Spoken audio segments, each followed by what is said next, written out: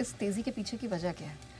देखिए, इस तेज़ी के पीछे की वजह एक सिंपल सी है कि एक आज ढेर सारी खबरें थी। कितने दिनों बाद नेहा जी आपने मुझे देखा हो कि मैंने आज 10 पॉजिटिव पॉइंट बोले आपको, करेक्ट। है ना? आज बाजार के लिए ढेर सारे पॉजिटिव है, जिसमें मैंने ग्लोबल में ट्रम्प से लेके टैरिफ वॉर से लेके कच्चा तेल गिना दिया।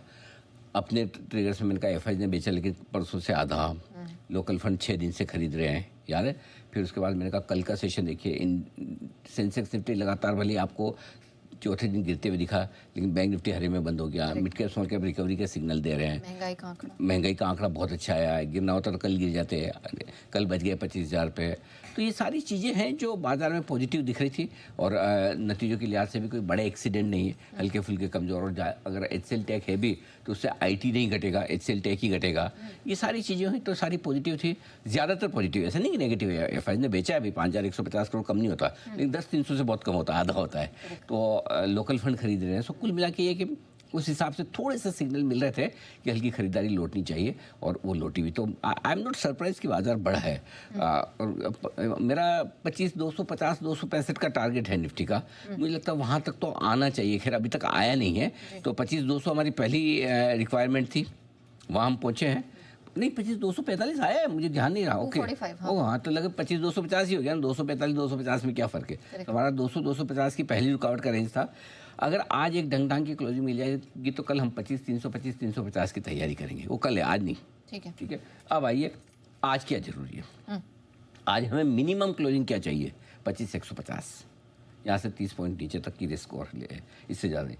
बैंक निफ्टी मिनिमम क्लोजिंग चाहिए 56,900, यहाँ से 60-70 पॉइंट ही नीचे।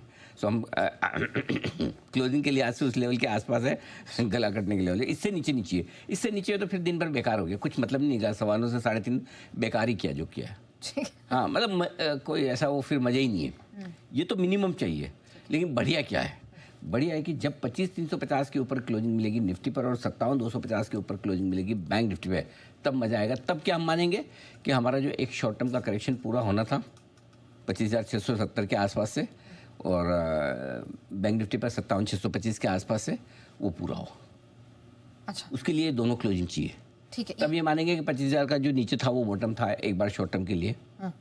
तब वो 56,600 का डबल बॉटम बनाया, वो बॉटम, वो कंफर्मेशन इन दो लेवल के ऊपर आएगी। वो आज नहीं होने वाला, कल हो, परसों हो, ना हो, कब हो पता नहीं, लेकिन ये दो लेवल इंपॉर्टेंट है। इसके नीचे जब तक हम ट्रेड कर रहे हैं क्लोजिंग बेसिस पे, तब तक हम खतरे में हैं। हाँ, तब तक हम खतरे से बाहर नहीं निकले हैं। तब तक नीचे का खतरा है, तब तक 25,000 इज नॉट सेफ। आप झटके में गिर भी सकते हो, लेकिन अगर इन दो लेवल के ऊपर निकल गया ना तो करेक्शन पूरा। फिर हम 25,670 के हाई को भी पार करेंगे, 57,625 के बैंक निफ्टी के हाई को भी पार करेंगे, फिर नया हाई वहाँ से बनाएंगे, ये दो लेवल के ऊपर बंद होने पर। ठीक है, फिर एफआईआईज आज खरीदारी करेंगे, मतलब कैसा डेटा लगा? उम्मीद तो है कि आज एक के डेटा कल से बेहतर होंगे। शुक्रवार से कल के डेटा बेहतर थे, कल से आज के डेटा बेहतर होंगे। मेरे को लगता है कि नेट खरीदारी का आंकड़ा आना चाहिए, कैश, स्टॉक और इंडेक्स फ्यूचर्स मिलाकर। हो सकता है आपको कैश में एफआईज की खरीदारी ना दिखे, और फिर शाम को बहुत सारे धीर अधीर लोग ट्वीट करना डालेंगे, अरे आप तो बोल रहे थे आज एफआईज की बाइंग आएगी, ये तो देखो बाइंग नहीं दिख रही। बात तो सही है, जिसको जितना देखा उतने देखना है उतना ही देखे। बट आपको कैसे देखना है मैं बता दूं। आपको देखना है एफआईज की कैश की खरीदारी, बिकवाली के आंकड़े, जो हो सकता है बिकवाली दिखे, लेकिन खरीदारी कहाँ करेंगे? उधर इंडेक्स और स्टॉक फ्यूचर्स में, जहाँ 18% पे बैठे हैं। इंडेक्स लॉन्ग पोजीशन, शॉर्ट तो वहाँ काटने हैं, स्टॉक फ्यूचर उधर खरीदने हैं। नेट देखोगे बाइंग आएगी। अच्छा, हाँ, और गैरल फंड का भी ठीक ठाक डेटा रहना चाहिए, ये आपके लिए।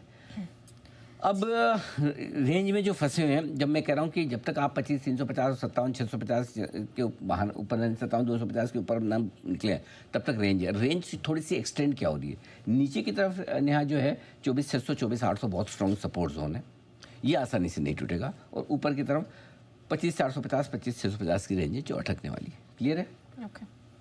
बैंक निफ्टी ये पहले ब्रेकआउट देगा ऊपर की तरफ, रेंज से बाहर निकलना होगा तो पहले बैंक निफ्टी में ब्रेकआउट आएगा, वो निफ्टी से बेहतर और मजबूत रहेगा। ओके।